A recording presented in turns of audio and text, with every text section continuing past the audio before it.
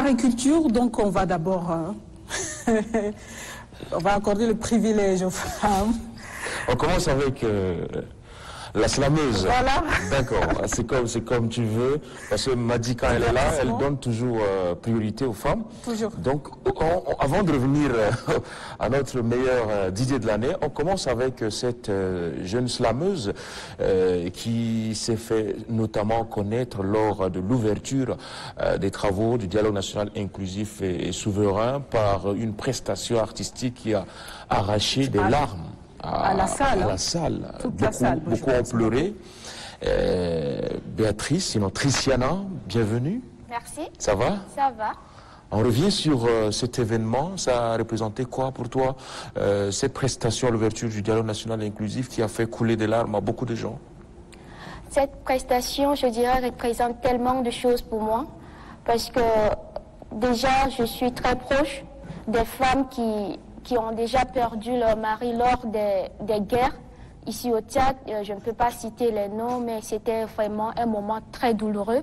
Je me suis dit, pourquoi pas écrire un texte pour consoler ces femmes, pour leur faire comprendre qu'on est avec elles et qu'on les soutient dans les bons. Le texte vient de vous?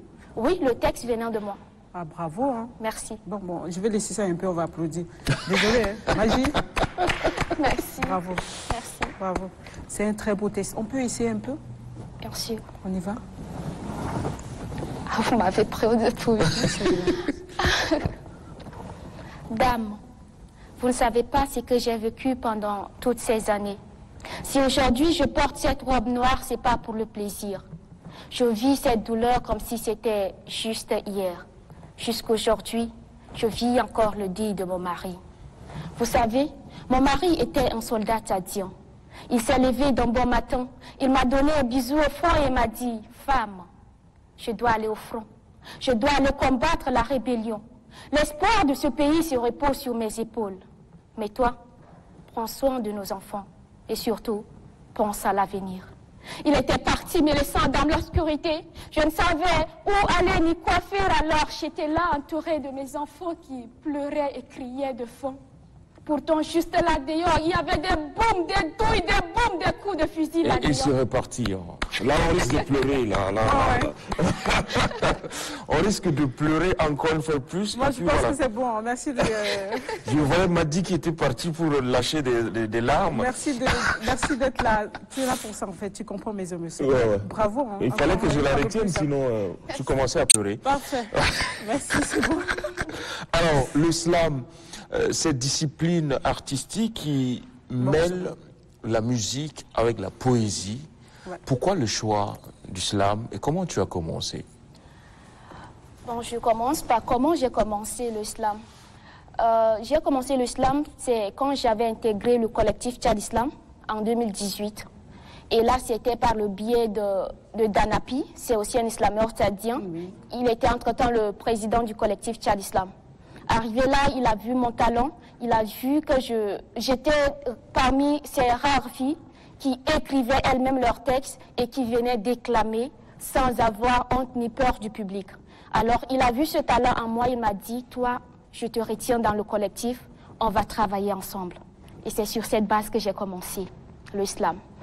Et arrivé, bon, je me suis dit, le slam, c'est la liberté d'expression en tant que telle. Je pouvais écrire mes textes, vivre l'émotion et présenter à mon public qui me reçoit, qui peut aussi vivre l'émotion avec moi.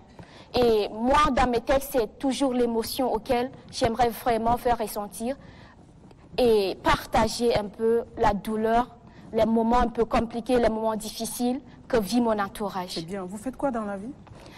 J'étudie en communication. J'ai déjà exercé un peu à la télé Electron TV. Oui. Donc, je suis encore stagiaire. D'accord.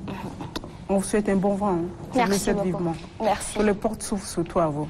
Amen. Bon courage aussi pour ce que vous faites. Et vous parlez au cœur, vous parlez aux âmes, vous parlez aux vivants et aux morts. Peut-être rapidement, pour saisir la perche de l'Alékou, est-ce qu'il y a des projets imminents? Oui, il y a des projets. Là, je suis encore au studio. J'ai sorti des sons, mais ce n'est pas en tant que tel. Là, je prépare un album de 6 titres et je suis encore en train de travailler là au studio avec des gens formidables qui m'entourent et qui me soutiennent. D'accord. Alors, vivement des producteurs, pourquoi pas? Ou bien vous en avez déjà? Bon, je n'ai pas un producteur. Je D'accord. travaille juste avec mes propres moyens. On peut vous retrouver sur les réseaux sociaux, non? Bien sûr. Allez, vivement, hein, un album grandeur nature pour nous. Et l'Aléco est là, hein, la porte est ouverte pour vous, n'hésitez pas. Merci. Vous avez des grands frères et des grandes sœurs, vous avez quelque chose. On sera toujours là. N'hésitez pas. Merci beaucoup. Pour Tricia.